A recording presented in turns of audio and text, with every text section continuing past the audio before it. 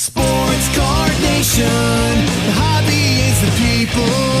Weekly news and interviews, it's your number one source. Sports Card Nation, the hobby is the people. Sports Card Nation. Welcome to another stocked and loaded episode of the Sports Card Nation podcast, the show that brings you all the important hobby news, discussions, debates, opinions, info, and interviews with key hobby and sports dignitaries. Also, if you're good, you know we are going to give away something.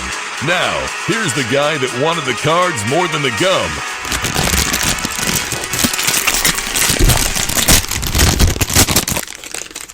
John Newman. All right, welcome to episode 141. I confess I am the buyer of the $6.6 million Honus Wagner.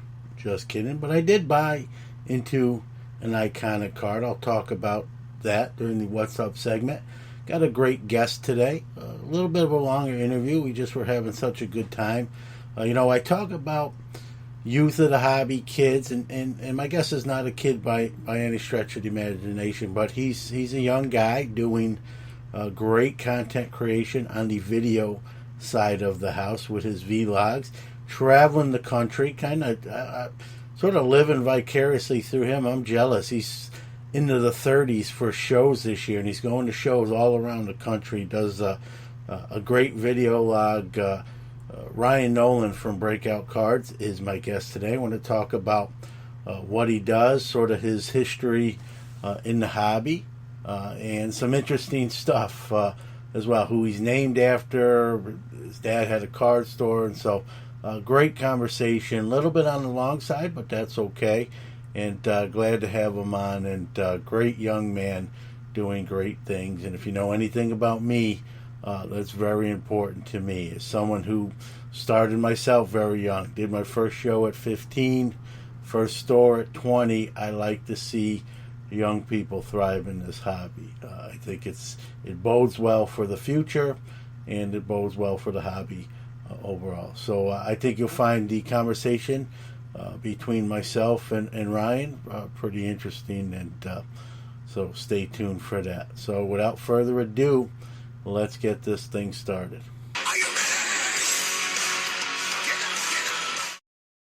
Pastime Marketplace has a line of graded card cases that are waterproof, airtight, dust-tight, and hardened to protect and organize your valuable collection.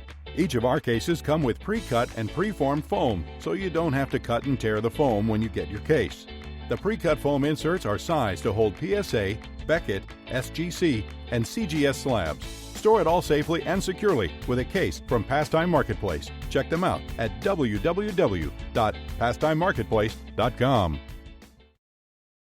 All right, here to announce our new release calendar schedule, Herman Bryant. Herman, take it away.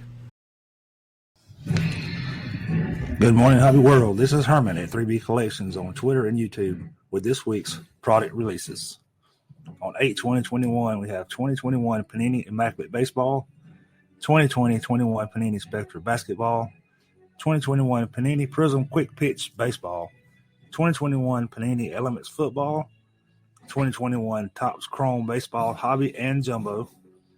And on the 25th, you have 2021 Panini Certified Football, 2021 Panini WNBA Prism Basketball, 2021 Topps Pro Debut Baseball Hobby and Jumbo, 2021 Topps Chrome Platinum Anniversary Baseball, 2021 Topps Star Wars Chrome Galaxy, and 2021 WWE Topps NXT. On 8/27, you have 2020-21 Donruss Optic Hobby Basketball, 2021 Wild Card Matte Football Mega, 2021 Onyx Vintage Basketball, and lastly, 2020-21 Leaf Pearl Hockey. Thanks, John, for allowing me to do this week's releases. And now back to your host, John Newman. Thanks, Herman. Awesome job. Now let's hear from one of our great sponsors, Collectible. Hey everybody, have you heard about Collectible? It's the one-stop shop where any collector can buy and trade affordable shares in some of the most rare and valuable sports cards and memorabilia in the world starting from just $5. From 1952 Mickey Mantle PSA 10s in Wilt Chamberlain's iconic rookie uniform to one-of-one Patrick Mahomes RPAs, rare LeBron James logo mats, and everything in between, Collectible is creating never-before-seen access and opportunities for investing in the hobby. Just download the app and sign up with the referral code SCN to get your first share free. Please note this is not a recommendation or solicitation to buy any security. All investment decisions should be undertaken after doing your own research. It's time for the Hobby What's Up, where we go around the hobby world and tell you all the latest news and breaking stories from the hobby we love. What's up? What's up? What's up? What's up?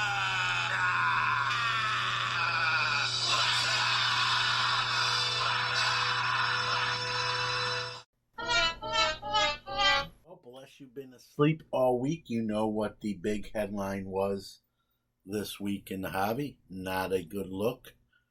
eBay bounced PWCC and basically said they were involved in shill bidding. And I know some people pointed to the wording of the statement. It accuses PWCC of shill bidding, and it suspended them. That's what the statement said.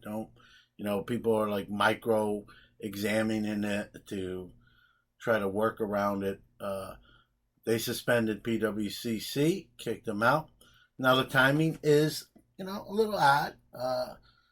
Let's be honest, PWCC, this is not the first time they're living in this spot right here. Remember the last Chicago National in 2019, a little bit before that. Things came to light, some texts, emails. If these allegations are true, obviously it's illegal, it's unethical, it's terrible, and there should be punishment and repercussions, and even charges and fines.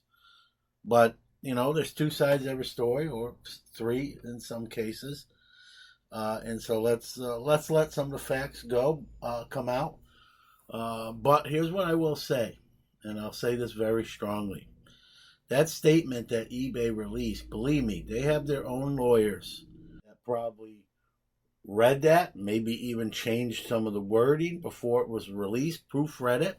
Very strong statement. And if they don't have substantial evidence to back that statement up, they're opening themselves up for potential defamation, slander. So I believe, my opinion, that's all it is opinion at this point.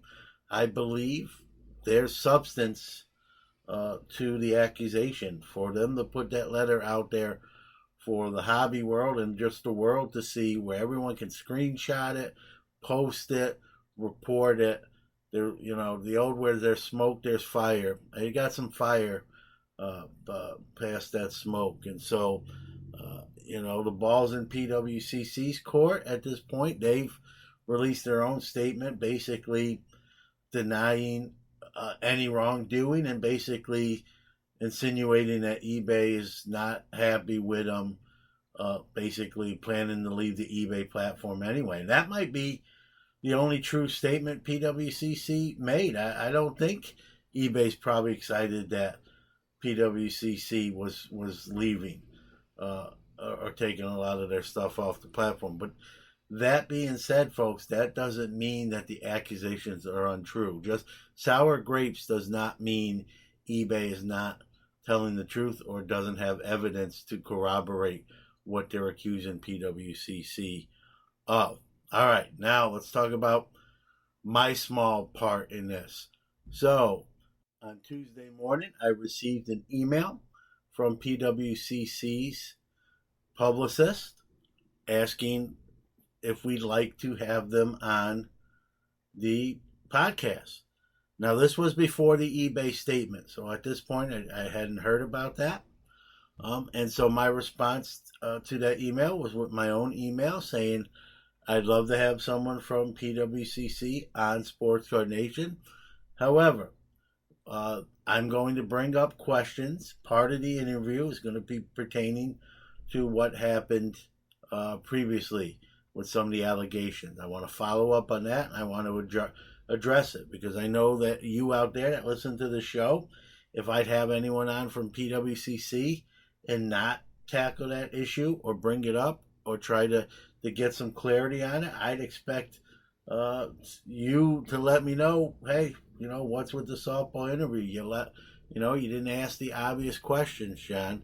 And so I wasn't going to do that interview. So I said the whole interview won't be that, but I do have to address it. They emailed me back, or the publicist emailed me back, and basically said there's nothing to elaborate on, and we won't be talking about that. And basically, for all intent and purposes, they wanted to come on and promote all their new things coming up. I get that. They're a business, right? Ethical or unethical, they're still a business. They wanted to come on and promote all the good stuff without talking about the bad stuff. And again, this was before the eBay story broke. And I didn't respond to that email. And then literally an hour and a half later, the eBay story broke. The statement got out there. I obviously read it and thought the timing was odd with the publicist reaching out to me on Tuesday morning. So then I did respond back again that, especially in light of recent events, that would have to be discussed. And, no response. So, they sort of want to dictate terms. We don't do interviews here like that.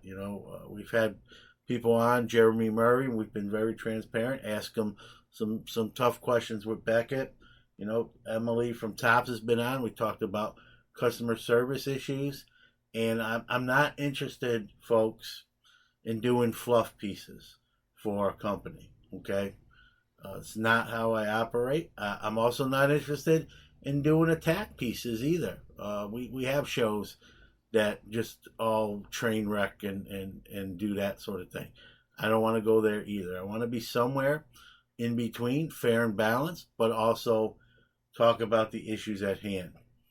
Apparently, PWCC, again, that's not the first time. We had some discussions years ago when the first allegations popped up about coming on. They didn't want to talk about that then, like it didn't exist. I'm not going to pretend a story out there in the hobby isn't happening. I'm not going to bury my head in the sand. I'll never do that.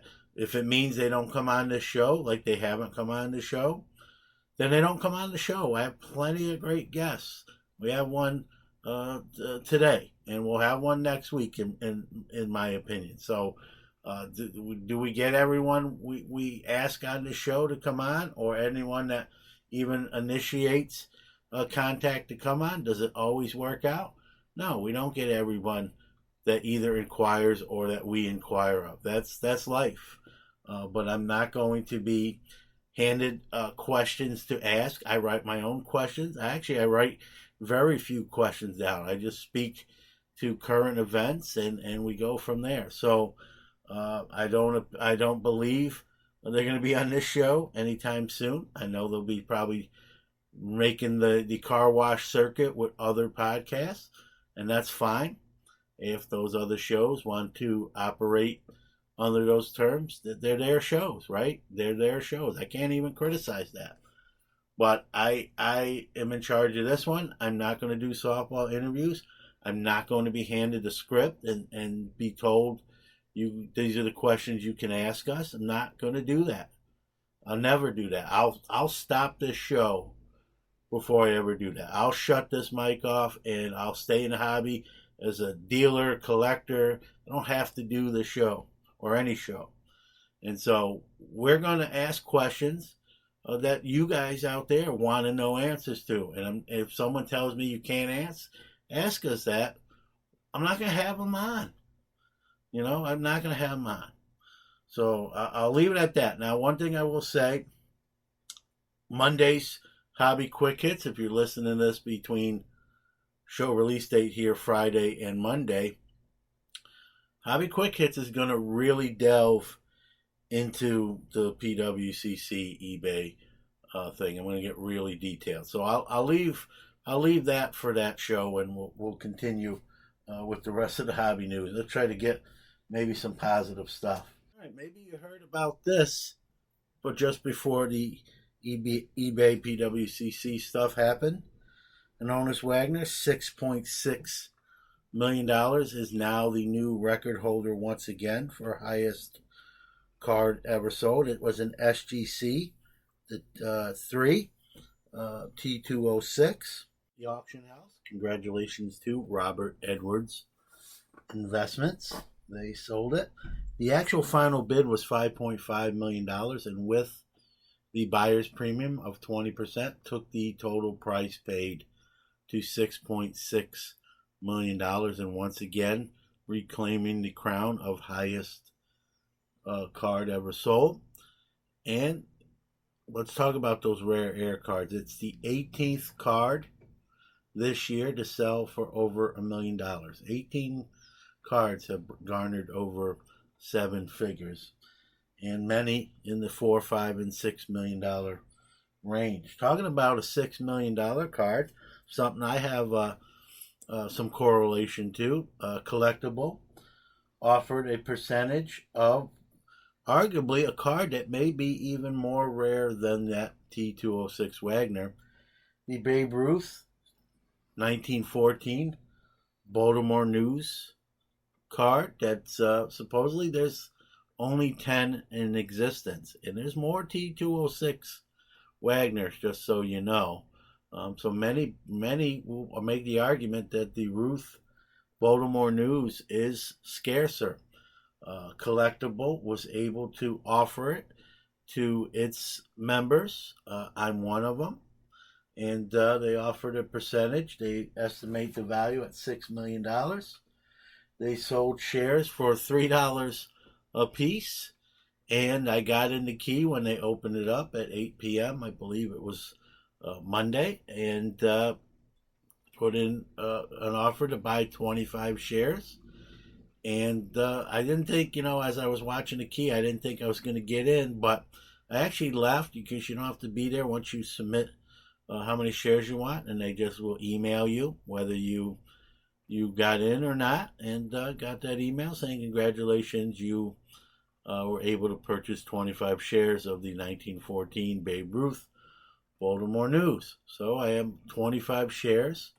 I believe there's 3,000 shares total in total, and I'm gonna say something here. I know, it's all speculation.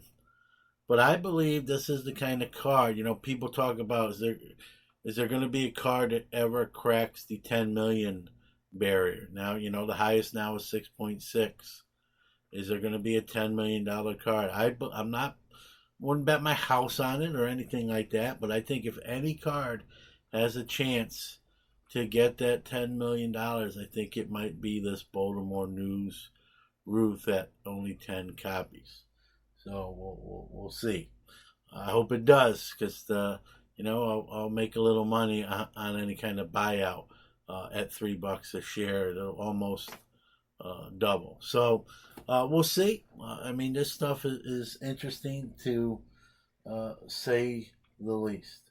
We're going to close out the Hobby What's Up section with a couple thoughts of condolences. Longtime dealer, promoter, a man that wore many hats in the hobby, Mr. Rich Altman, has passed away. He was at the National, and got news last week that he has passed away. So condolences to the Altman family.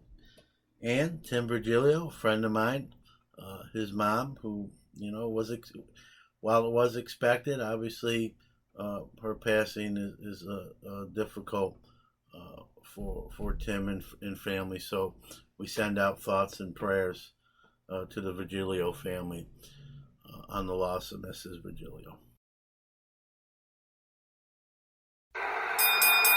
Sports Card Nation, it's now time to chop it up with our featured guest on the one-of-one card shop guest line.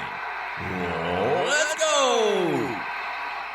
Happy to have this next young man on Sports Card Nation doing big things in the content creation world, especially hobby related. A little jealous of what he gets to do. We're going to obviously talk about that, but I don't want to make him wait. So let's welcome Ryan Nolan from Breakout Cards. Welcome to Sports Card Nation.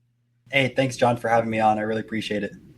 So, I mean, there's a lot of things. I got to meet you for the first time in Dallas during Dr. Jim Beckett's content creation dinner, which was a lot of fun. I'm sure you enjoyed it as well.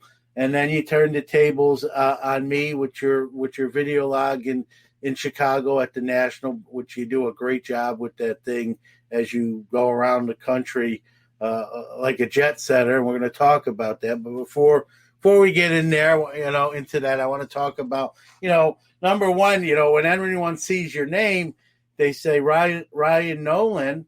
And, I thought even like, hey, Nolan Ryan. And you're actually named after Nolan Ryan. That's actually true. Correct. So, yeah, go ahead. Yeah, so my dad is a huge baseball fan, or I should say my family was in general. And obviously having the last name Nolan, they used the opportunity to name me Ryan Nolan, the opposite of Nolan Ryan. So it worked out with that one. And played baseball growing up, and I collected cards. So it felt perfect fit. So you were indoctrinated, and I also know your dad owned a card store as well. Yeah, so he owned a card store in the 90s down in Dunedin, Florida. Funny enough, I've had a few subscribers said they've actually shopped at that store before, and one sent me a few pictures as well. I'd have to load them up, but they were like, yeah, I shopped at your dad's store. I picked up some vintage cards back then. And a crazy story from this, my dad thinks the one guy who just recently died, who had that insane collection, shopped at his store a few times, because it's like there's a doctor in the Florida area that would always come by and look for the best mint cards and always buy them. And since he was in Dunedin, he was right next to Clearwater where that doctor lived. So he was thinking he was the same exact guy that went into the shop all the time looking for the best cards possible. Yeah, Dr. Newman was his name. Coincidentally, I'm not related. Unfortunately, I'd probably say, based on that collection, which is millions, and currently some of it's already sold via auction, and some of it's still yet to get go on auction. So, yeah, incredible collection and kind of a neat connection that maybe some of those cards came out of your dad's store. Now, I lived in Fort Lauderdale, Florida myself, and so I made the spring training circuit as a huge baseball guy myself. With Dunedin, if my memory serves me right, was the home of the Blue Jays in spring training. Correct. Yeah, and they played professionally this year too. So I was lucky enough to go there for the first ever MLB game in Dunedin, Florida. It was awesome. That's cool. And now they're back in Toronto, but then from Dunedin, they didn't go too far from me here in Syracuse. They played some of their home games over in Buffalo, which is only about a 2.5 hour drive. I didn't get to any of the games, but I did think about it. If the Mets would have been there, I probably would have maybe made the trek. But it entered my mind just to catch a major league game kind of close to home. So. But man, I'll let you know. So you were really indoctrinated into the sports cards probably from a young age. I know you went to school. I mean, kind of give a little bit of your college background and what what you majored in and that sort of thing. Yeah, so I went to college at the University of Central Florida. I ended up getting a scholarship there, so I ended up choosing that as a school. And after that, I ended up going with electrical engineering degree and graduated in 4 years with that. And then after school, I tried doing a startup. Me and a few other friends, we were going to do some online marketing. And I thought I was going to be one of those entrepreneurs that would be successful right away.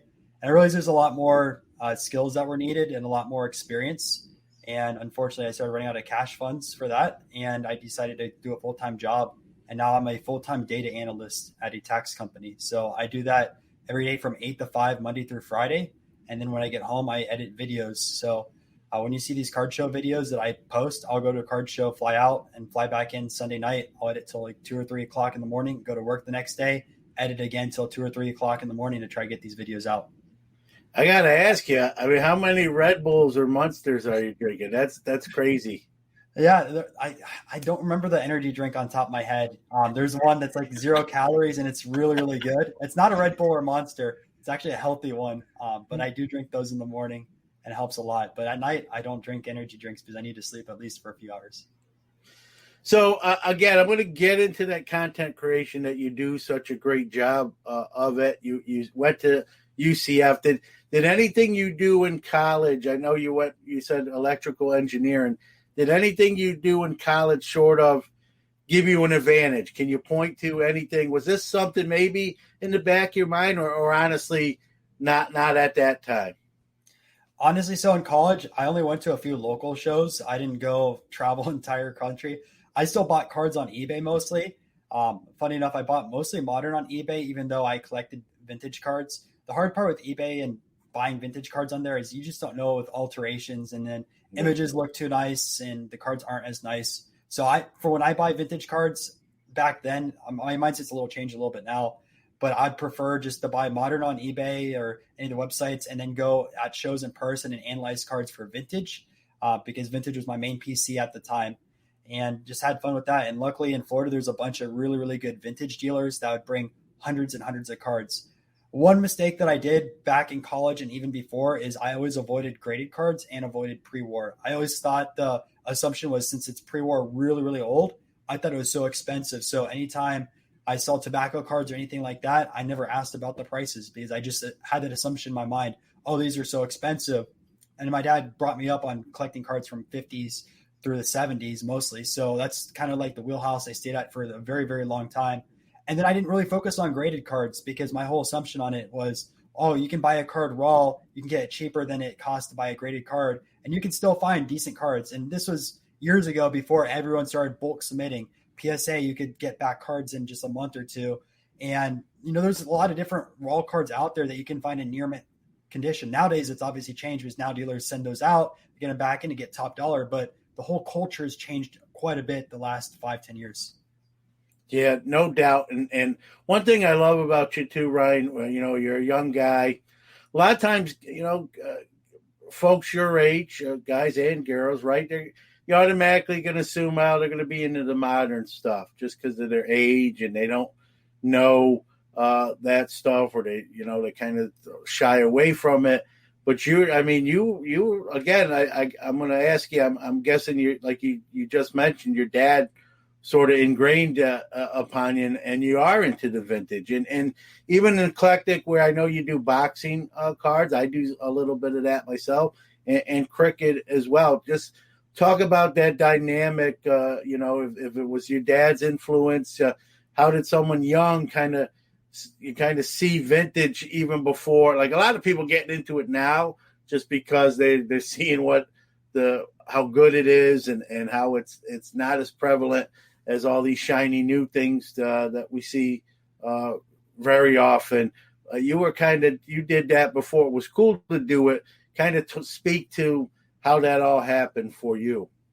Sure, yeah. So since my dad owned a card shop in the 90s, he experienced the junk wax era. And if you guys don't know what happened in the junk wax era, I mean, cities literally had probably 20, 30 different card shops. If you think about today, how many eBay sellers there's in every city, before eBay was prevalent, you had to have a card shop or you had to go the show circuit, one or the other, to be able to sell your inventory. So my dad had a card shop, and you obviously had to have the modern cards to survive as well. And back then you would have cards like Jose Canseco that'd be $50 or $100 and all these other stars. And overnight those cards would drop down in price just because of how many were printed, and the hobby slowly started dying at that point. I mean, it got revitalized obviously probably in the 2000s and 2010s really quite a bit. But back then the hobby kind of imploded on itself. And my dad exited the hobby, sold every single card at his card shop.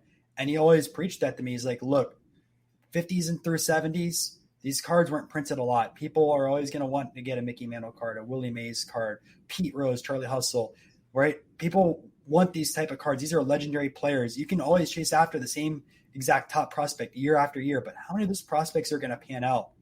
They never do. And sure, you're going to miss a few players. You might miss a Mike Trout, or you might miss a Mookie Betts, or a Juan Soto, or an Acuna. But if you invest in every single top prospect, you're going to lose a ton of money. And the thing is also, is a player might be really good right now. They still have a second half of their career after the age of 30. Look how many players have done extremely well their first 5 or 6 seasons, and they fell off because whether it's injuries, whether it's just they can't perform at the same level, or any other freak accident that can happen. Are you better off getting a legend for maybe a little bit more depends on obviously the grade and condition, everything like that. Or do you want to take a gamble on a prospect hoping that they become this legend and the pop report on the newer card is much higher than that older card? So from that assumption and that standpoint, I would rather go with the vintage side of things and start collecting these type of players rather than modern. I'm not saying to ignore modern because you can find great opportunities there, especially like when I started collecting, I always was going through the quarter boxes, the dollar boxes, and try to find players that dealers passed on that I think had good potential. Found a lot of great guys in there. So I'm not saying to ignore modern, but I'm saying look at the vintage guys and then compare it to the modern. What's the best value for your buck if you're going to spend a lot of money? Yeah, I agree across the board there too. To piggyback too off of that, Ryan, with that era of cards, the 50s, 60s, and 70s, they weren't viewed in the same way sports cards are now. We didn't have the supplies and the holders and the mag type. Many of those cards got thrown out, right? Kids went to college and the parents, he don't need these anymore. He's getting older. They're kids' cards. And so many of those got destroyed. Besides not being as printed, maybe as much as modern days, there's a lot that were in existence, wound up in landfills. And so it's a great point. You didn't have the supplies we do now then. My dad tells stories, the old age, stories, put them in your bike spokes, throwing them against the wall. And those cards obviously got, besides them destroying them themselves, and then mom and dad threw them out after that as well. And so it's a great point. All right, we're going to step aside for a real quick break to hear from one of our great sponsors, One of One Card Shop. But we'll be right back with more from Ryan Nolan. What doesn't One of One Card Shop do? From box, case, and personal breaks, there's always fire being pulled. They offer bulk grading subs, and their large store located in Strongsville, Ohio, offers an incredible selection of sports cards, non-sports, and authentic autographed memorabilia. Steve and family will treat you right. Check them out on Instagram at One of One Card Shop or on the web at oneofOneCardShop.com. Sports Card Nation is back with more Ryan Nolan. I've always done both, vintage and modern, from having a store myself in the early 90s and staying with it. But I will say this, the last probably year, 2 years, I've really kind of shifted over and focused a lot more on the vintage side of things for the exact reasons we just discussed. And we're seeing, kudos to you kind of for doing it before it was trendy. You know what I mean? You kind of saw that move, saw that kind of coming ahead of time. But we are seeing a lot more younger folks doing it now, because they're reading the tea leaves and they're figuring it out as well. And it's nice. And, I'm being an older guy in the hobby this long. I always say this, without that past, we wouldn't have what we have today. And I always try not to forget that. And, stay active in those cards as well. Absolutely. And I was going to say, too, just learning your history of cards, you're going to develop so many different traits on both building out a PC and then also kind of figuring out what are those cards that are undervalued, what cards do have long-term potential. And if anyone's going to vintage, study your history. Learn about what Topps created first, what Bowman created first, the superstars in every single era, because you're going to start realizing traits and what ends up happening. And even like on the data side of things, people compare Juan Soto now to Mel Ott. And if you know Mel Ott, he has a 1933 Gaudi as his rookie card. Look how inexpensive Mel Ott is compared to Juan Soto cards. Yeah. And don't get me wrong, I love Juan Soto. I think he's one of the best young players in the game. If you're going to throw money at anyone, I'd say Juan Soto is one of my guys. But at the same time, you have Mel Ott, a Lock Hall of Famer from a 1933 Gaudi set, which people spend buku money on the Babe Ruths, which they aren't his rookie, by the way. A lot of people think they're his rookie, and he has 4 cards in there. Mel Ott has only 2 cards in that set, very low pop. What's the better investment long-term? A Juan Soto card that there's, I don't even know how many tens there is now, multiple thousands? Or like a pop of a Mel Ott, which was probably less than 1,000 for each card individually. So if you're going to throw money at something, or do you guarantee Mel Ott, superstar, or to go on Juan Soto? And you learn about these type of things by going throughout the history and learn about all the different processes, all the different years and players. Yeah, another great point. These guys have done that. The book is closed. They're Hall of Famers. They have incredible stat lines, and that can't be taken away. I like Juan Soto too, but let's be realistic. And I'm not saying I obviously don't hope this happens, but God forbid, he goes out tomorrow and tears his ACL. That could never be the same player again. And obviously, you don't want that to happen, but that risk is always there with these bona fide Hall of Famers that they've done what they're going to do. They've reached that highest accomplishment with their Hall of Fame election, and they're great opportunities like you brought out, like Mel Lockhart's in many cases, if not all, are a lot of times cheaper than the counterpart with Soto, who's in his third or fourth year of playing. So it's a great opportunity to not only learn too, but to get a great card and add it to your collection or your inventory. The other thing I like with vintage too, Ryan, I think you'll agree, is that generally, now there's a few exceptions, but generally with vintage, right, there was one rookie card. Correct. Bob Gibson's 1959 Topps. Thurman Munson, 1970 top. What the rookie cards are. Yes, 1960 top. With the modern day, Luka Doncic has 600 different rookie cards, and so the waters are so muddied. It just makes that hunt, I think, even more difficult, because now it's like, which one do I get? This one's great. This one's great. This one's great too. And there's nothing wrong with the modern. I do modern, but there's something about it when there's that one card you've got to acquire. It's the, some people call them grail cards or what have you, but it's that one card. There's no debate.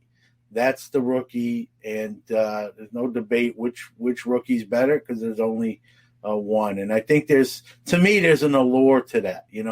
I just one of the cards I bought in Chicago was the Bird. Well, actually, the last card I bought before get back on the plane was that Bird Magic rookie from '80. Right, two icons of the game sharing a rookie card. How often? Very, very few of those. Especially from that time period. And so, but everyone knows that that's the one card, right? There's no second Bird rookie or second Magic Johnson rookie. And there's something to me, it's easy to navigate that. I think there's something to be said about that. And the fact that the age of the card, where a lot of those don't exist no more. We talk about scarcity, and there's scarcity in modern cards too. I don't want to make this a one-sided argument, but I can make an argument that the scarcity in modern is sort of artificial, right? These are companies putting a stamp, making 10 parallels that are 1-in-1. There's sort of a simplistic to the vintage where they didn't do a lot of parallels or anything. It's just the base card, and that's the rookie, and that's it. And, makes it a lot easier to navigate. Not that I'm always looking for the easier way, but I just think when you put them up against each other and you look at it sort of that way, for me, especially being older too, the allures really leans that way. And even more so as I get older too. It's just, as I go around, we're going to talk about this because you do the show circuit more than I do, but even going around to these shows and just looking at these cases, and there's some great cards, don't get me wrong, $1 million cases, if you will, but it's just so much shiny stuff, just so much of it. And then you look at some of the vintage and there's enough of it, but it's just, by walking that show floor, what there's a lot less of and what there's a lot more of. It's comes very clear. And so, kind of your thoughts on that. Yeah, so I agree with most of it, with only only players having one specific card. Where that really gets muddy, though, is with pre-war cards, and especially with strip cards, because a lot of people can't date specific years on these cards. So sometimes when you go to websites like Trading Card Database, they have year ranges from like, I'll give you an example. I picked up a Jack Dempsey card. I think it was a W528. It was either that or 529. Can't remember off the top of my head. But on the PSA slab on this card, they say it's a 1920 card. On SGC slab, they say it's a 1925. And then on Trading Card Database, they say it's anywhere from like 1920 to 1931. Like no one knows what year this card was produced in. So when you're trying to source if this is a rookie card or not, Jack Dempsey had technically rookie cards in 1919, 1920, and also some people call his Champions card in 1922 as true rookie because it's more accessible for people and it has a definite date versus some of these strip cards. So when you go with specific cards like or specific players like Dempsey as a boxer, it kind of comes difficult with pre-war to really know what truly is his rookie because there really wasn't much documentation out there to determine when these strip cards were produced, when they were distributed and things. So that's where it kind of gets a little bit muddy, and it's a little bit fun for me because I try to figure out, okay, I have the strip card now. Is this his rookie or not? I don't know. Okay, I have to chase after this card now. I have this card. Yeah. Is that considered a rookie? Look on forums. People say, no, this card is the true rookie. Then I have to pick up this card. It's like, okay, I have 3 or 4 different Jack Dempsey cards. Who is the true rookie card? I don't know. No, everyone argues over it, but I have all 4 cards now. I'm really happy about it. So it's a little bit of a lure in that type of chase, which I really like. Sure, and obviously there's a few different companies back then with all different tobacco companies producing cards, and it's a lot of fun with that. Now, go ahead. Okay, so that was the first one, and then the other thing with like the artificial scarcity and everything, like the limited editions. One thing I kind of like with the older cards, and I kind of view it as like today's limited editions, is the grading of them. So when I view an older card and it's like a PSA 8 or a PSA 9, I kind of view that as like a red refractor or a super refractor. You know, a PSA 10 of a card in the pre-war era or a PSA 9, a pre-war era card, there's only one, maybe these cards out there. That's my version of a super refractor out there of a great player. Yep. I'm not going to be able to afford that super refractor. I'm not going to be able to afford that 9. Then I start going down a little bit lower. Okay, your PSA 5 might be your gold number to 50, or not 50, but like 2021, or like a blue or a purple refractor. So that's kind of how like I compare the modern to the vintage the best way. It's kind of like with the grading scale side of things. Yeah, I agree with that. You know, you mentioned about the Dempsey not knowing which one is regarded as the rookie card. You make sort of a rookie card scavenger hunt. I got this one. Now I got to get that one. I don't have that one. And just so, hey, I'll get them all. So I know I have whatever the consensus is in the end, I have all my bases covered. It's a fun chase for you and legendary. I'm a boxing guy as well, and I believe you probably have more stuff than I do, but I have some stuff. I've gotten more back into some of it this year. We're getting some more. Another quick break to hear from the boys at the sports card shop at Moco in Michigan. They got your family doing great things in the hobby. The Sports Card Shop is your small-town local card shop with a global reach. Located in New Buffalo, Michigan, the shop is one of the most accessible in the Midwest.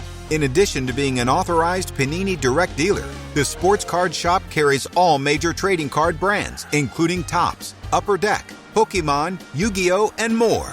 With all that new wax, 500,000 singles, and showcases full of graded cards, you're sure to find something great for your collection, whether you're just starting out or a seasoned collector. The Sports Card Shop is your one-stop shop. So call us, come see us, or visit us on the web and social media. Our phone number is 269-469-0140. Website is thesportscardshop@moco.com. The Sports Card Shop is part of the Moco Retail Group, connecting sports, the hobby, and people around the world. We are back with Ryan Nolan. I got to ask you about cricket cards. I know you do cricket cards. Two questions, I guess. Number one, how come? Not that there's anything wrong with it, but how did that happen? And talk about like how not easy or easy they are to find and acquire. Yeah, so the first thing, since I'm a data analyst, I try to look at where there's opportunities in the market.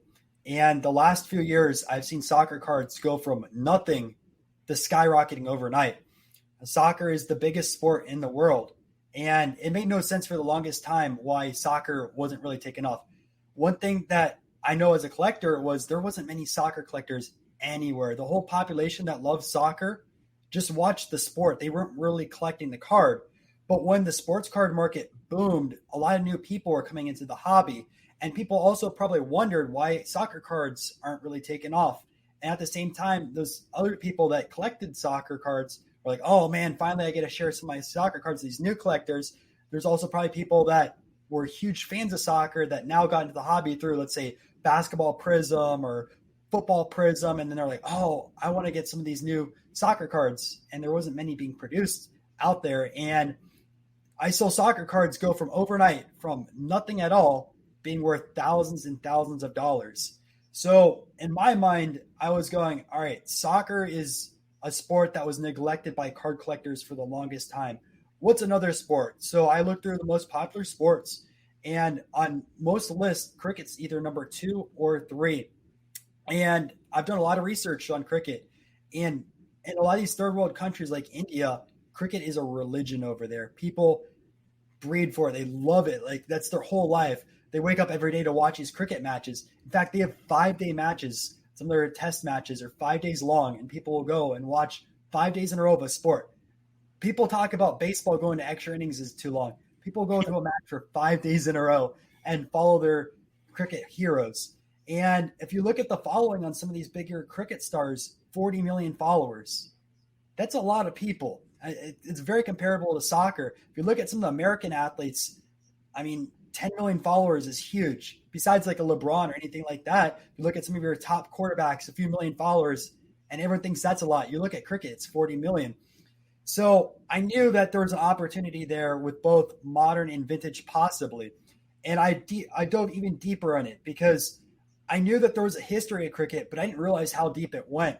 And cricket cards were produced shortly after baseball cards. So people know a lot of the 1887 OJs, you had your Allen and Ginters, you had your Gypsy Queen, a lot of other brands around there. But cricket cards really got into production around 1896 with Wills. There's a few other sets a little bit earlier, but it wasn't really as mainstream as Wills. So you had your Wills and you had your big Ogden set, which are these black cards that were produced from 1897, I believe, to 1902.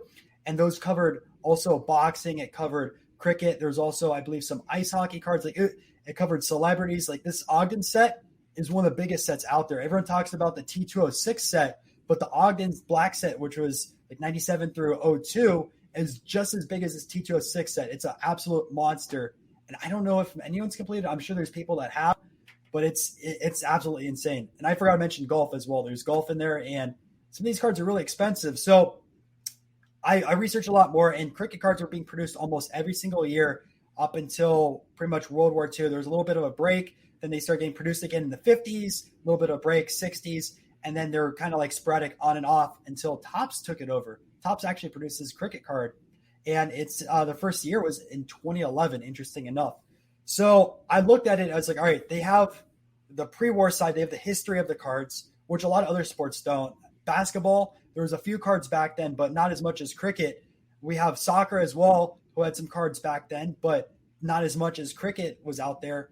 And baseball was the other one. Boxing, there's a lot of cards back then, which would be kind of comparable to cricket, but I think cricket has a little bit more. And I realized, all right, first we have the legacy of the cards that are there. We have the fan base of cards that are there. The only thing that is missing is the American collector. And I look back with soccer, the American collector wasn't there, but a lot of people were hoping that more Europeans got into the market. Now, I watch a lot of YouTube videos. I've been noticing there's a lot more European YouTubers talking about soccer cards. So if these people watch cricket already in the United Kingdom, they're also watching, if they're watching soccer already in the United Kingdom, chances are they probably also watch cricket because that's their number 2 sport over there.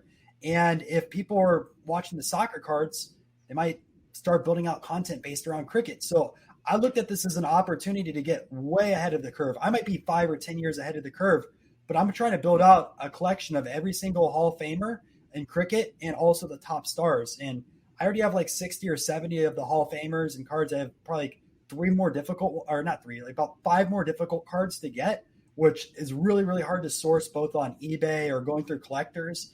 But with that side of things, I just want to build this out and have this on the side and still try to educate people with cricket as well, because I think there's an opportunity there. So how soccer bloomed. Yeah. And it just shows you, you're using your sort of data analyst skills to try to get it, like you said, ahead of the curve and maybe ahead of the trend. Maybe even, like you said, 5 or 10 years. It just shows you, how your mind works, which can pay dividends.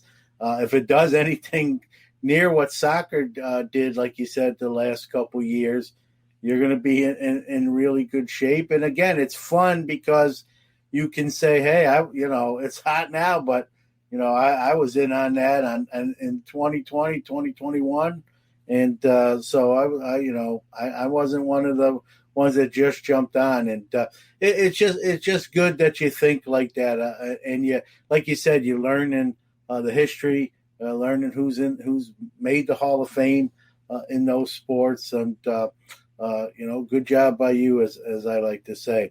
So let's get into the part I'm really jealous of you about, Ryan, is you're traveling the show, traveling the world, going to card shows. I should say nation, but you started your vlog about a year ago, if I'm correct, right? Yeah. So originally I wasn't the one like in the videos. So I started the YouTube channel with one of my college friends, Steven, and I just didn't want to be on videos or anything like that. So I'd still pick up cards at the show. I'd kind of show them the way with buying vintage and everything. And I'll just record the videos. All right, this is the dealers here. This is the tables. I just literally had a smartphone, just going around and doing all this. And eventually I kind of got over that fear of being on video and just started vlogging, talking to dealers, going around and kind of showing people what I do at these shows.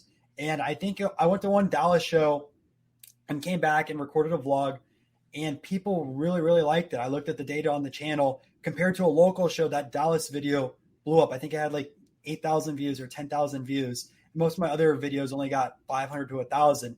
And I'm like, wow, I traveled and people were watching this video and everything. They really enjoyed it. Okay, I'm going to go back to Dallas again. So Dallas happened another, I think what they do every 2 months or something like that. Yeah. I went back to Dallas again. That video, another about 8,000 views. All right, let's try another location. So I started going to different shows, and I noticed when I went to different markets, you get to meet new people, which I really like because everyone has their own collecting story, their own personal story. You learn a lot as well, and you get to experience others. You get to experience new foods. There's so much more to a card show than the cards in a display. Each city has their own culture. They have their foods and everything. And me personally, after the card show, I like exploring. I like trying different places. I don't want to go to a chain. I'd rather go to somewhere local where I know I can't get this food again unless I go back to this card show.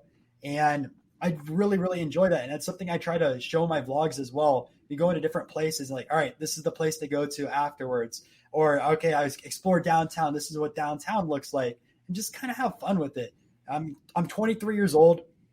I'm having the opportunity, which I'm super grateful for, to go around and see different cities and enjoy it. I know I'm not going to have this chance later on in life when I have kids, when I have a full family that is dependent on me. I can't say, oh, every single weekend I'm going to go travel to a card show. Well, you can, but then you'll be divorced. Yes. So I want to take this opportunity right now and go out there and explore the country. And one of my goals I eventually want to do is hit a card show in all 50 states. So I want to be one of the first people out there. I don't know if anyone's done it. I'm sure some dealers have already, but just cross off a show every single state and just finish a map and do that. And my goal this year is to do 52 shows in 52 weeks. So right now I'm at 33 shows for the year. Hit it.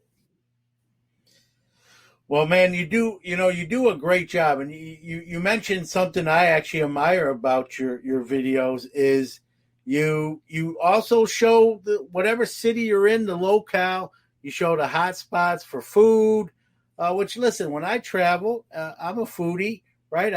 You're not going to be in the convention center or the, wherever the show is all day. You got to eat. And wherever I go, I want to, try what kind of the best, what the locals say, oh man, you got to eat here, or you got to try this meal or this menu item. And so you cover that. And I like that you just don't focus on the show stuff. And, as someone who's done, I don't know how many shows I've done as a dealer. I don't know how many shows I've attended as just a consumer. I mean, nothing wrong with that, but I get the transaction stuff. And so I actually enjoy the stuff, the way you do things outside the show venue and kind of encompass the whole thing as a package. And I think that's why I'm sure others feel the same way, which is why your vlog's taking off and doing so well. I mean, the show stuff is, I don't want to say it's not boring, but it's transactions and that's fun too, especially on some of the bigger cards and bigger deals you can capture. But it's everything the way you package everything together, I think, kind of sets you apart. I know I appreciate that more, maybe being old and kind of an old show guy on both sides of the table. And so you do a great job. Now, you mentioned that you're kind of taking advantage of the situation, being a young guy, single right now. I mean, I'm not single. I have a girlfriend. Okay. Well, I mean, you're not married yet at this point. Another quick break, but we'll be right back. Welcome. We are back with Ryan Nolan. I mean, is this something? Do you have any sort of visions to maybe make this a full-time? Maybe your career is in the hobby, whether that be eventually opening a store like your dad, or what you're doing now, where you can make a career out of that. Honestly, I want to stay with my data analyst career. I want to do this stuff on the side. Like right now, I can balance both. And if something ever has to happen, like I have to go part-time and still do this, because the data analyst stuff makes me smarter for looking at cards. I learn more programming, which I can apply to other things in the future. I don't know if I'm going to apply it right directly to cards, but if I ever have another side hustle associated with cards, I could use that over there. On top of it, I'm learning how to analyze things better. I look at numbers daily, and I feel like it makes me smarter going through all that type of stuff. So I don't want to quit that. And plus, there's a lot of opportunities on the data side of things. It's a new field that's really been blossoming the last few years. And even like a lot of sports teams use data. I mean, we talk about Moneyball, which, funny enough, my podcast, which I'm starting to launch soon, is all about applying Moneyball to cards.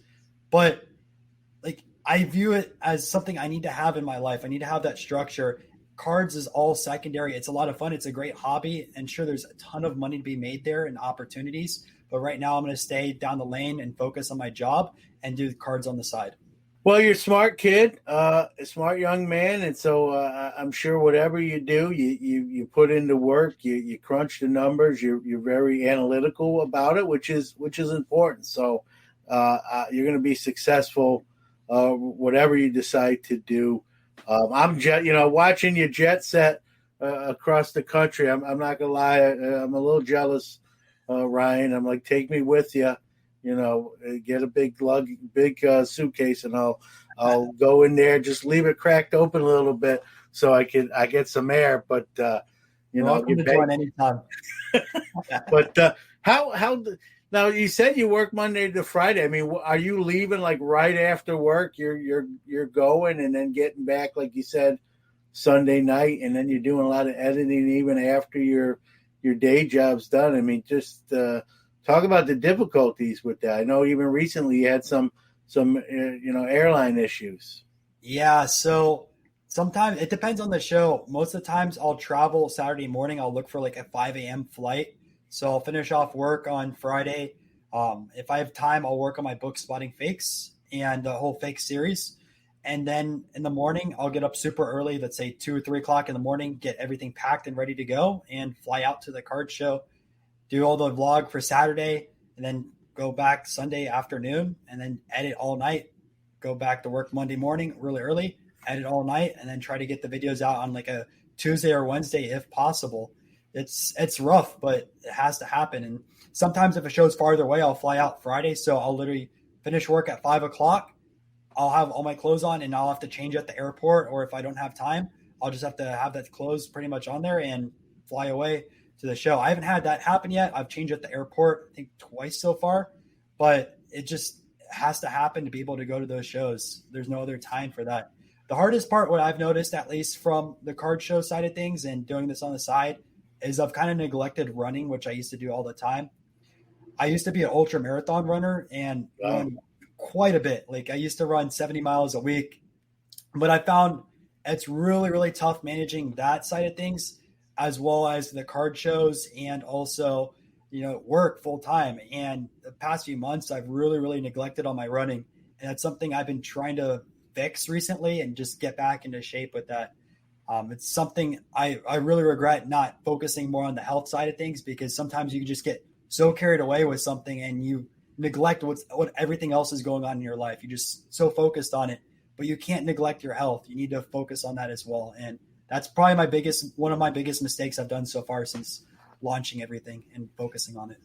Well, you get a little running through that airport, man, to catch your flight, man. It just you do. I mean, I don't know where you get the energy. If we're ever at the dinner together, I'm gonna let you order first, and I'm just gonna tell the waiter or waitress I'll just have whatever he's having. So, but I mean, God bless you, man. To put into work and like you said, you have a girlfriend too. Like how do you even work that into the mix? It just So she's a nurse right now, and she has 12-hour shifts. So like even tonight she's at the hospital. So it kind of worked out with the podcast side of things, because if she's at the hospital, I can stay up late and work on videos or work on podcasts and things like that.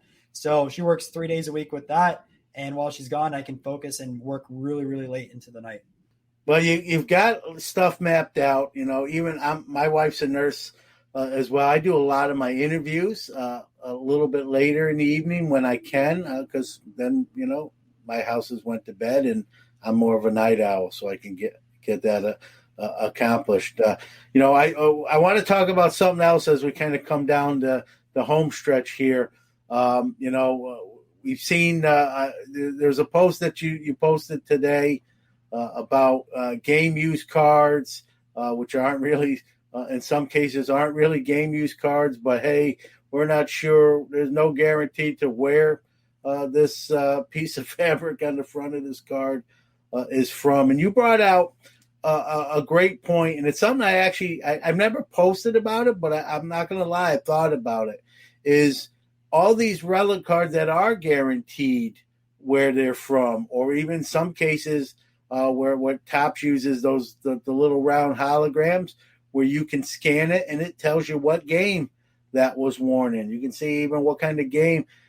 You made a point with your post to say, hey, those may appreciate because there's some substance to them, where some of these newer ones, and Panini is probably the biggest culprit to mention them. That hey, we're it's a cool cut. We're not sure where it comes from, but enjoy your card.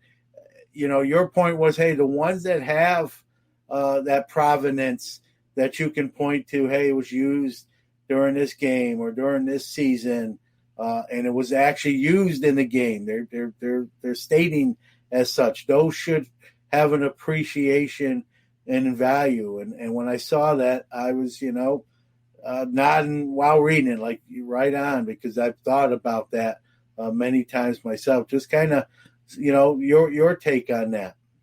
Yeah, so absolutely. In the early 2000s, and this is kind of like when I was starting collecting as well, I got the cards I was buying on eBay at the time with my dad were jersey cards. So I'd go out there and buy your Willie Mays jersey cards or your Pete Rose jersey cards. And that was my main PC for the longest time, along with vintage at the card shows. And I have a huge box of jersey cards. And I see where jersey cards are going now. First off, you barely see any Hall of Fame legends past the 1970s. All their jerseys, bats, they're all chopped up and in the hands of collectors. I mean, we talk about, I think the Jackie Robinson jersey recently sold for $4 million or something like that. Yeah. And just think about how many swabs are in one full jersey. I'm not too sure on top of my head, but if a full jersey can get $4 million, how much is a jersey card worth? And the whole scene of jersey cards has completely changed. And the early 2000s, these all said these are game worn jerseys by these players. And you knew, okay, Willie Mays wore this jersey in a game. He might have hit a home run for it. He might have, I don't know, hit a triple, double, or did well in this game. We don't know what jersey it came, or what specific game it came from, but we know it's a Willie Mays jersey. And these cards have appreciated a little bit over time. Don't get me wrong, you can get a Willie Mays jersey card for $40. In the past, they were $10, $15, $20 cards, but they haven't appreciated as much as some of these other rookie cards or autograph cards have. And nowadays, we look at the jersey cards. The past few years, it's like this is worn by a player, no specific event. But now on Twitter, people are showing images of things that are saying it's not even guaranteed to have the same exact player.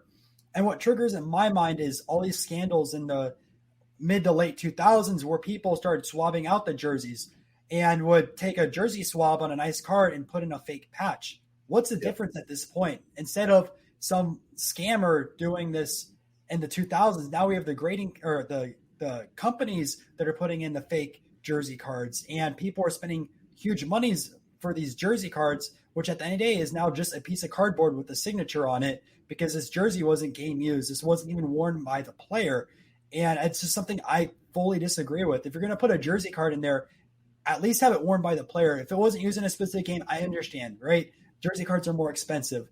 But even on your high-end products, they should be coming from games. If someone's buying national treasures, they're spending thousands of dollars on a box. You can't buy a game-used jersey of someone if you're going to charge $5,000 for a box. And I completely disagree with it. It's the same exact approach the scammers did in the 2000s. I'm not calling these companies scammers, but at the same time, everyone was in full outrage in the 2000s when people would take out the swabs. They're like, oh, this is a fake swab. The player never worn it, anything like that. It's all aesthetics. Now in 2021, the companies are doing it and people aren't raising a red flag about it. So in my own opinion, and this might not be right or anything like that, I think these early 2000s jersey cards of Hall of Famers and legends are way undervalued compared to some of their autograph cards or some of these other cards that are coming out today, because there's only so many jerseys out there. There's so many pieces of memorabilia of these players, and those cards are the opportunity to be able to get a piece of that jersey. I agree. And, even some of the Mickey Mantle stuff, you see some Mickey Mantle jerseys and you look at the swatches on them, Ryan, and they look very new.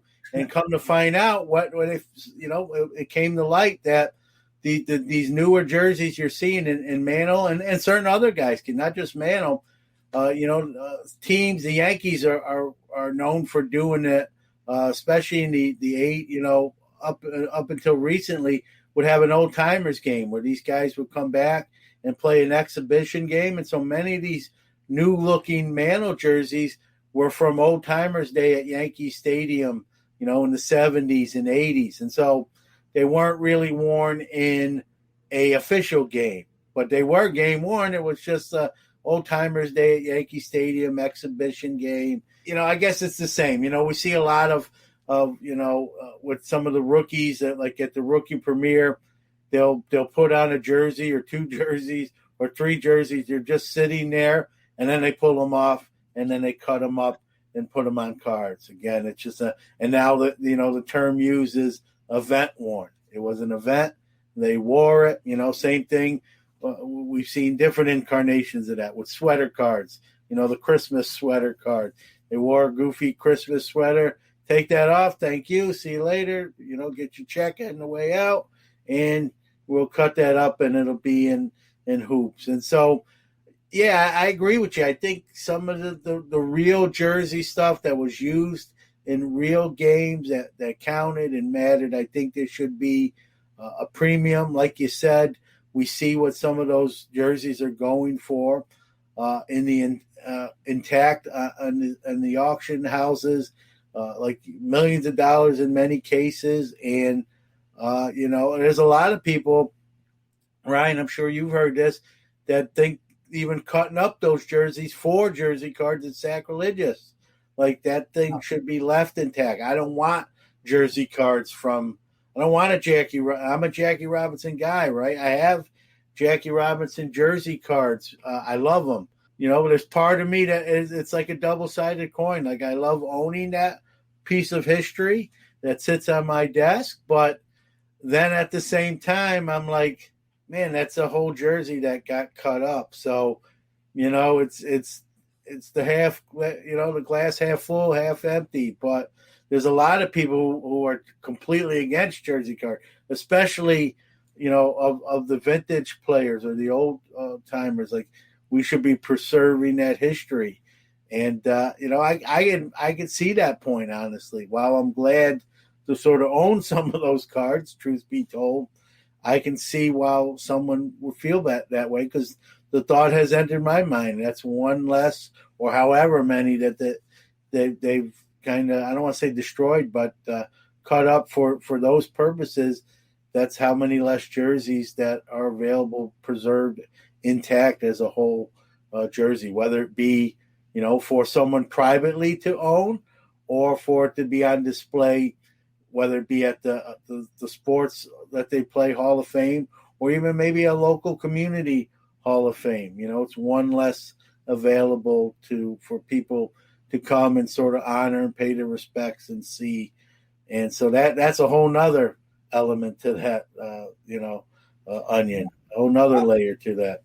I was going to agree with that. I mean, as a collector of cards, I am very grateful for jersey cards, because the common guy can't go out there and spend $4 million on a Jackie Robinson jersey.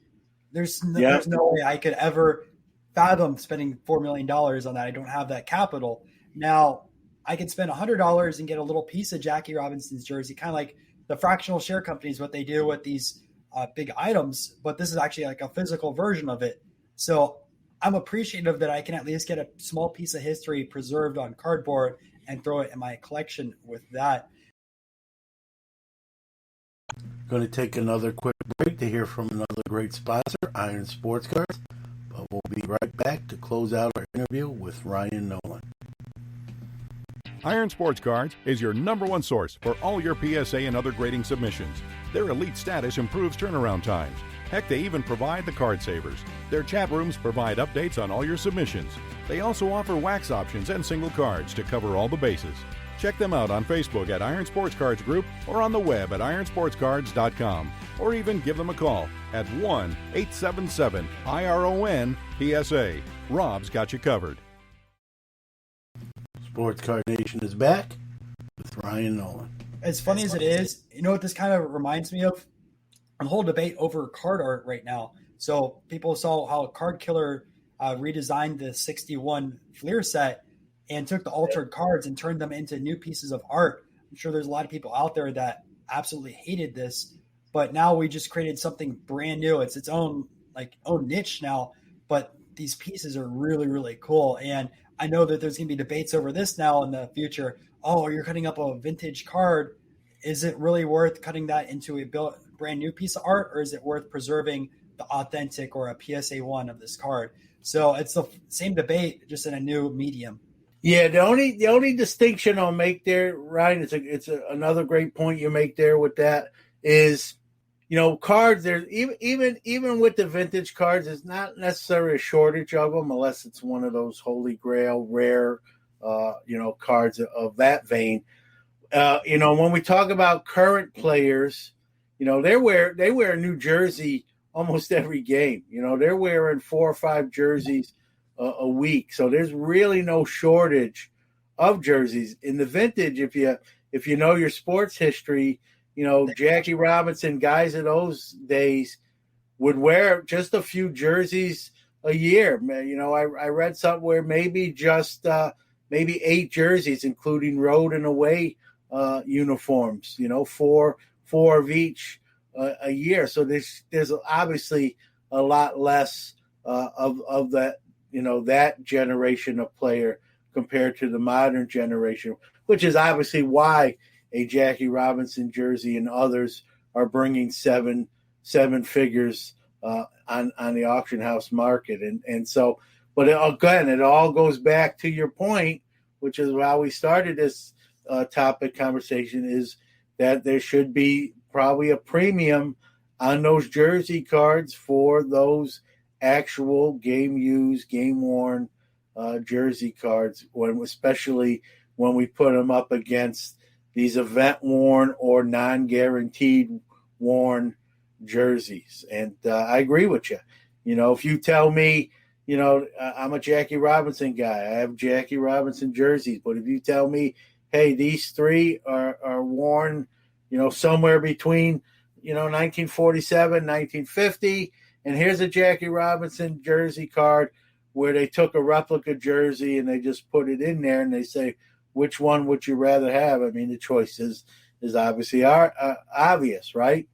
And the price should be reflected in that, But then again, they could make that replica jersey a 1-on-1 card, right? And now all of a sudden it becomes very, very expensive and maybe even potentially more than the actual jersey card. And so many variables, but I like common sense. And to me, common sense says something that's real and actual should be worth more than something that's not real or actual.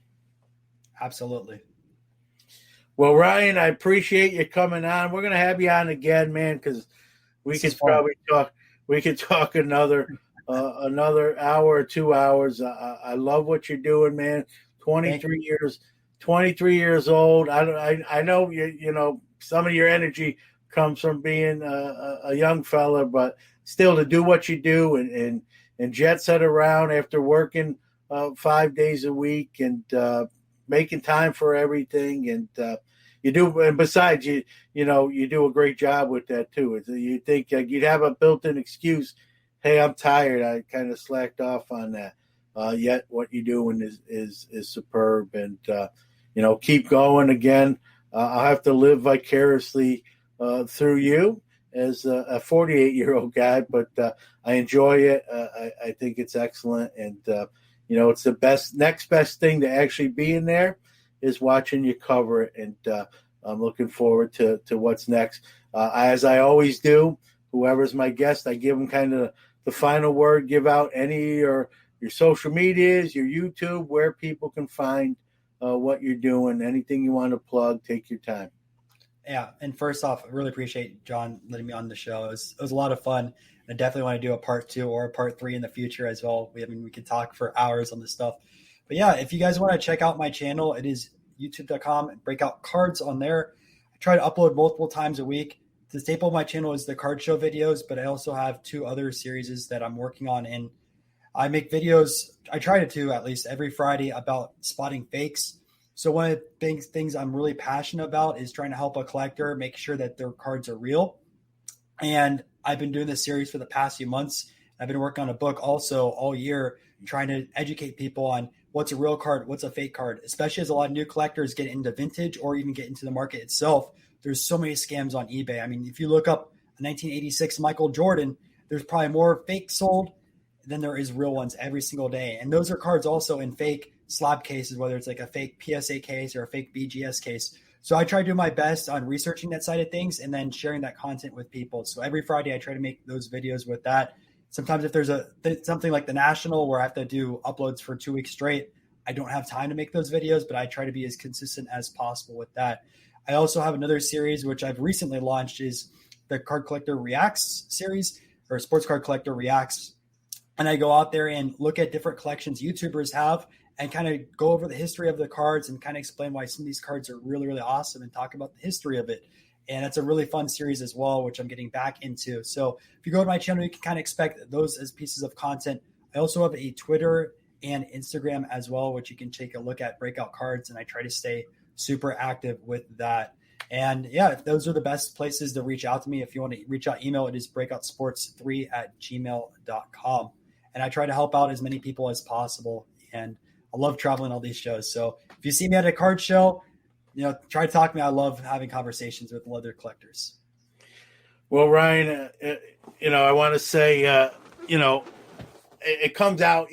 I already knew this, but even talking to you tonight, you're an advocate for the hobby. You care. You care about your fellow hobbyists, which is why you do some of your content is geared to helping someone so they don't fall prey or fall into that trap, so to speak. And that speaks volumes about you, the person, you, the hobbyist. You could just make videos about shows, and those are great on their own. You're like you said, you're doing the book about spotting fakes. You want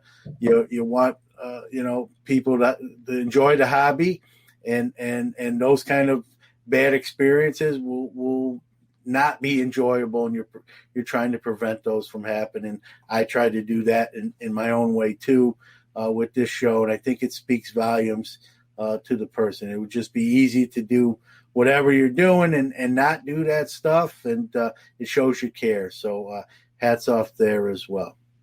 Thank you, John, and you do a great job with the podcast. I appreciate it. Hey, and we will have you back on, so stay safe, be well, happy travels and safe travels, and we'll see you soon. See ya.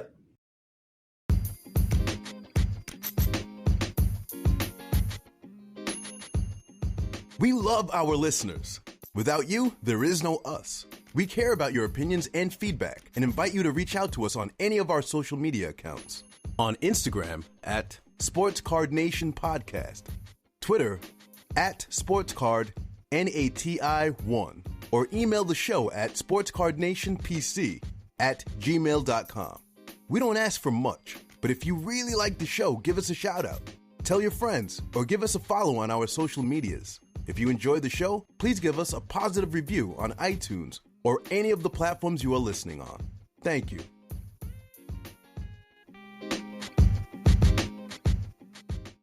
All right, that's going to do it for another week of Sports Card Nation. I want to thank you, the listener out there. As always, without you, we don't exist. We're not where we are today, and something that isn't lost on us here, so thank you. I want to thank my guest, Ryan Nolan, doing crazy things, man. I don't know where this guy gets his energy from. All joking aside, he is always on the go, and I'll tell you the truth. I don't think I said it during the interview, but what I was seeing, what he was doing, kind of traveling the country, I thought this is what he was doing full time, and yet he's holding down a 5-day-a-week job and doing what he's doing. And so, man, I don't care how old you are. You could be 18 or you could be my age to do that. That's just crazy impressive. So go check his stuff out. He's hitting all the shows and filming. And what I love is kind of what we talked about, right? He's not just filming the show itself, but the city too. He's giving you a look into the city, where to eat, things to do, and almost like a Zaggett's guide, but the sports card version, if you will. And he's doing great things, and we're going to have him back on. And we wound up talking, what you heard on the air, we wound up talking quite a bit off the air. We were up very late on a weekday, and probably, at least I was dragging the next day. This guy is just so full of energy. He was probably fine, but a great young man, and glad to see what he's doing, and looking forward to what he brings to the table as he continues what he's doing. So with that being said, once again, thank everybody. Be safe, be good. Remember, the hobby is the people. Say goodnight, Kane.